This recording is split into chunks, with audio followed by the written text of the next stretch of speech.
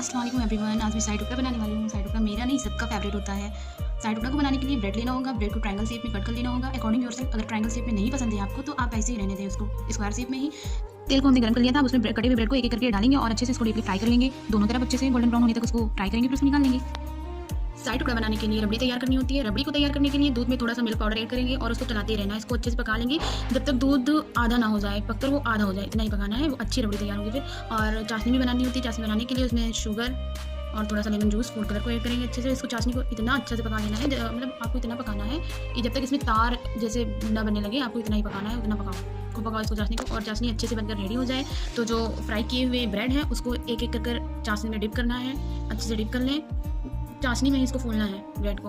और जो रबड़ी हमारी तैयार थी उसको ब्रेड के ऊपर से हल्का हल्का डाल देंगे। डालने के बाद में जो खोया और मावा कटा हुआ था उसको ऐड कर लेंगे।